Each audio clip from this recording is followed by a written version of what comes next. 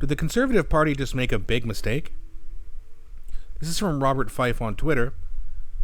Poilievre advisor Jenny Byrne staying on, Conservatives confirm, amid speculation of ouster. Now, there was a lot of speculation that Jenny Byrne, who was one of Pierre Poilievre's main advisors, would be removed because a lot of people had criticisms of her advisory role, her not doing the right things, although we don't know the full story of what she said yes to, what she said no to, what she suggested. Did she get overruled by other advisors? We don't really have that much information, at least from what I could find. Now, before we get into this, please don't forget to like and subscribe, as it really does help grow the channel, and I appreciate you guys so much for doing that. So we got this article from the Globe and Mail. Jenny Byrne, the campaign director who many blame for the Conservatives' loss in the spring election, we'll talk about that in a second, will continue to play a role in the party, but sources say she is stepping away from the daily grind on Parliament Hill. So she's still involved, but it looks like she's going to have a little bit of a less role. Ms. Byrne did not personally return a request for comment from the Globe and Mail on Tuesday, but party spokesperson Sarah Fisher said Ms. Byrne remains involved. Quote, Jenny Byrne is still an advisor to the Conservative Party of Canada and Pierre Poilievre, she said in an email. But two sources told the Globe and Mail that she is scaling back her connection to the party's work in opposition. The Globe is not naming the sources, as they were not authorized by the party to discuss internal human resource issues. Word that Ms. Byrne has been forced out spread through Ottawa political circles Tuesday. The latest round of speculation on whether leader Pierre Poilievre will make any changes to how his party does business after an election campaign that returned yet another Liberal minority government. So, here's the question I have. A lot of people do blame Jenny Byrne. I think she deserves some criticism. But then again, we've only heard rumors of what she did or didn't do. However, the Conservatives, under her advisory, did get 41% of the vote, their highest vote share in almost 40 years. They gained 24 seats and got almost 8 million total votes. In any other election, that not only would help the Conservative Party win the election, it would also most likely give them a majority government. But with the Trump tariffs, with Trudeau being ousted and the NDP crashing out, that all went massively in favor of the Liberals, and they gained even more votes. So, how much of this really is Jenny Byrne's fault? Does she have to take accountability? Sure, every time you lose, you have to. Pierre's done that as well. There's got to be some changes. What kind of changes? Well, I think that he needs to show his humility a little bit more. Go on some more podcasts, show his sense of humor, show his character. That will make people like him, especially if he goes on podcasts that have a younger audience. There's a lot of people, young people especially, who did not vote. And that's partly their fault because they're not paying attention, but also it's partly the Conservatives' fault and Pierre Poilievre's fault because he's not getting out there and reaching those younger people en masse. Now again, it's easy to speculate. It's easy to sit there and be an armchair quarterback. That being said, whether you got good numbers or not, you lost, and you need to understand why you lost, and you need to do some things differently.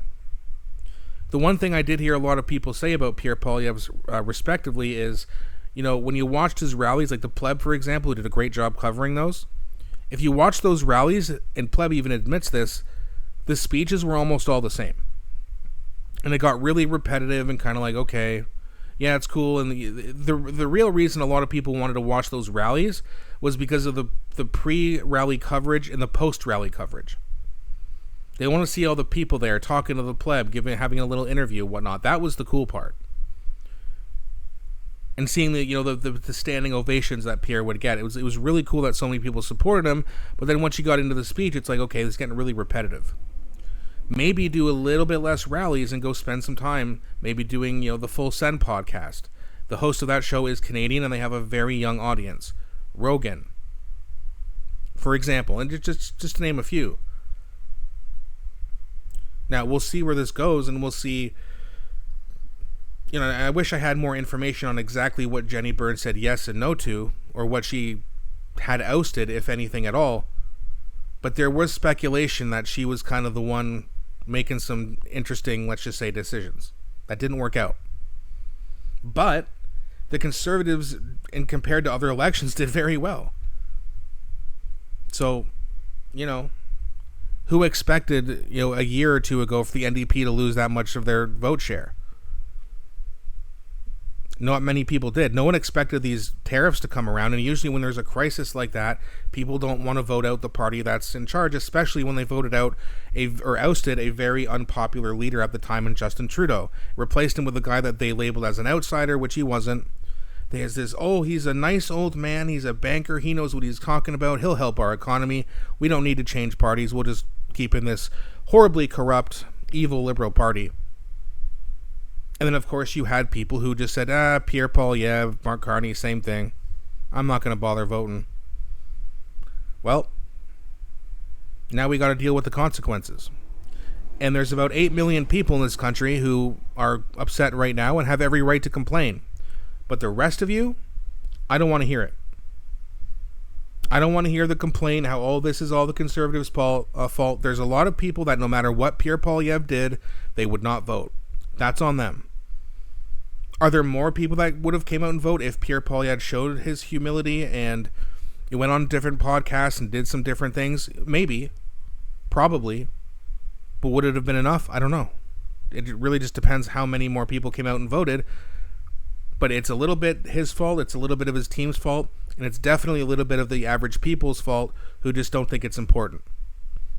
Rent's through the roof, crime is through the roof, inflation, now we got tariffs to deal with, which Mark Carney said he'd push back on Trump and then admitted that we're still going to have tariffs no matter what kind of deal we get. So much for the elbows up. And now Mark Carney wants to spend $92 billion. Where's he going to get the money? Taxes are going to be coming back, and I hope he hurts the boomers. The liberal boomers, again, to be clear, I know a lot of you are boomers. I don't mean to crap on all of you, but the liberals' biggest voting base was boomers. So it's not you guys, but it's your colleagues.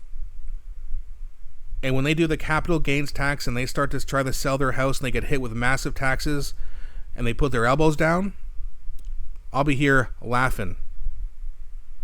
That's what you get. You can't just continually get duped by a party and then complain when you keep getting duped. Fool me once, shame on you. Fool me twice, shame on me. Okay, so when this Liberal Party screws you again, I don't want to hear it. That being said, my question for you guys, is this a good move? That Jenny Byrne is staying on but also kind of taking a lesser role? Do you think she should remain on as an advisor? Do you think she should be removed from the party? Let me know what you think. I look forward to your comments. Thanks again so much for watching. I'll be back shortly with a new one.